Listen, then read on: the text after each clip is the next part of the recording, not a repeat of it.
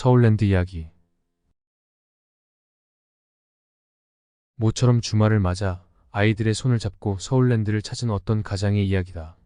언제나 그렇지만 그는 오늘도 매표구 앞에서 잠깐 머뭇거릴 수밖에 없다. 두 아이들에게는 당연히 자유이용권을 사주어야 하겠지만 자신은 어떻게 할 것인지 결심이 빨리 서지 않기 때문이다. 자유이용권을 사서 들어가자니 공연히 손해를 보는 기분이지만 입장료만 내고 들어가 놀이기구 몇 가지 타면 결국 돈이 더 들게 될지도 모르기 때문에 또다시 망설이게 되는 것이다. 아무나 자유로이 입장하게 하고 탈 때마다 정해진 요금을 내게 하면 될 텐데 회사 측에서는 왜 그리 복잡한 요금 구조를 만들어 놓아 사람을 귀찮게 하는가? 보나마나 그렇게 해놓음으로써 이윤을 더 크게 만들 수 있기 때문인 것 같은데 그 이유는 과연 무엇일까? 자유이용권 제도를 둔 이유는 비교적 쉽게 이해할 수 있다. 놀이기구 한 가지를 탈 때마다 일일이 표를 사야 하는 번거로움이 회사 측이나 방문객 측 어느 쪽에도 이득이 되지 않는다는 점이 우선 감안되었을 것이다. 그리고 자유이용권을 통해 대량 구입자에게 할인을 해줌으로써 이윤을 늘릴 수 있는 가능성을 활용하고자 하는 의도도 있으리라. 대량 구입자란 많은 놀이기구를 타려고 하는 사람을 뜻한다. 그런데 놀이기구를 이용하는 요금과는 별도로 입장료를 받는 제도를 둔 이유는 쉽게 떠오르지 않는다. 그 이유를 알아내기 위해 우선 다음과 같은 예를 생각해 보기로 하자.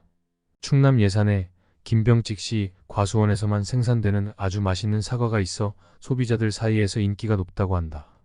어느 날 그는 과수원 문 앞에 이제부터는 회원제로 사과를 판매하겠다는 광고를 써붙였다.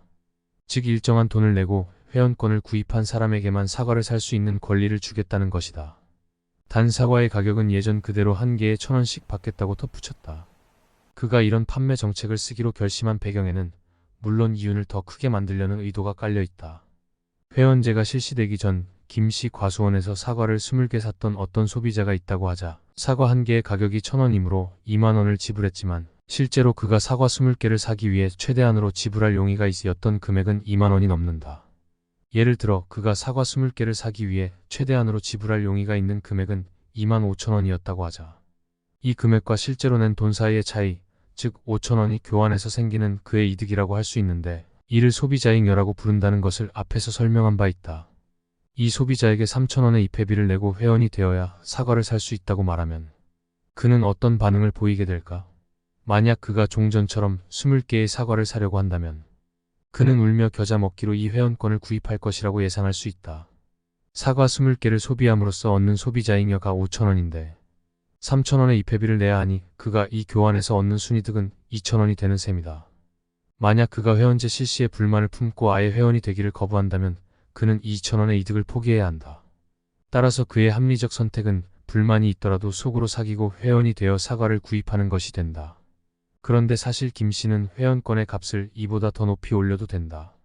예컨대 회원권의 값이 4,000원으로 올라도 그 소비자는 어쩔 수 없이 회원이 될 것이며 4,500원으로 올라도 역시 마찬가지다. 논리적으로 생각해보면 김씨가 회원권 값으로 최대한 받을 수 있는 금액은 5,000원이라는 사실을 알게 된다. 다시 말해 사과를 소비함으로써 얻는 소비자잉여의 크기가 최대한으로 받을 수 있는 회원권 값이 되는 것이다. 지금 우리가 보는 김씨의 회원제 판매 방식은 다음과 같은 특성을 갖고 있다. 즉 어떤 상품을 살 수 있는 권리에 대한 가격과 상품, 단위당 가격의 두 부분으로 구성된 독특한 가격 체계라는 특징이 있는 것이다. 이와 같은 판매 방식을 이부 가격 제도라고 부르는데 독점자가 최대한의 이윤을 얻기 위한 수단으로 종종 사용하고 있다. 이 제도의 요점은 상품을 살 수 있는 권리를 따로 팔되 상품 단위당 가격은 최대한으로 낮추어 주는 것이다. 앞에서 예로 든 서울랜드의 입장료도 바로 이 구조를 갖고 있다. 입장료는 회원이 되기 위해 지불해야 하는 금액에 해당하는 한편 놀이기구를 탈 때마다 내는 요금은 상품의 가격에 해당한다. 비단 서울랜드뿐 아니라 롯데월드니 에버랜드니 하는 위락시설에서도 모두 똑같은 가격 정책을 쓰고 있다.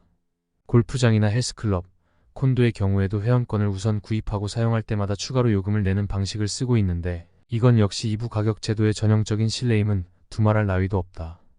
출처는 서울대 이준구 교수의 새 열린 경제학입니다.